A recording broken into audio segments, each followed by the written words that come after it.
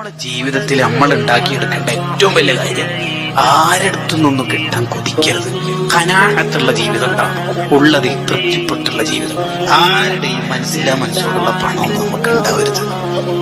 ഒരു 5 പൈസ ഹലാലല്ലാത്തത് വന്നാൽ, ഈ ഹറാമായ ഫുഡ് നമ്മളെ വയറ്റിലെത്തിയാലുള്ള പ്രശ്നം എന്താ പറയുക? 3 പ്രശ്നങ്ങളുണ്ട്. ഒന്ന്, ഇബാദത്ത് ചെയ്യാൻ ടേസ്റ്റ് ഉണ്ടാവില്ല, നിസ്കരിക്കാനും മറ്റൊക്കെ. 2, തെറ്റ് ചെയ്യാൻ പേടി ഉണ്ടാവില്ല. 3, മൂന്നാമത്തതാണ് വലിയ രോഗം. ഹലാലല്ലാത്ത ഫുഡ്, ചിലപ്പോൾ ചിക്കൻ ആയിരിക്കും, ബീഫായിരിക്കും, ഹലാലല്ല മുപ്പര് കഴിച്ചത്, ഹലാലല്ല എവിടെന്നോ കിട്ടിയത് മുപ്പര് തിന്നതാ. അങ്ങനെയാണെങ്കിൽ മൂന്നാമത്തെ ഒരു പ്രശ്നം സൂഖുൽ തന്നെ ഉണ്ടാവും. എല്ലാവരെ കുറിച്ച് മൂപ്പർക്ക് തെറ്റിദ്ധാരണ ഉണ്ടാവും.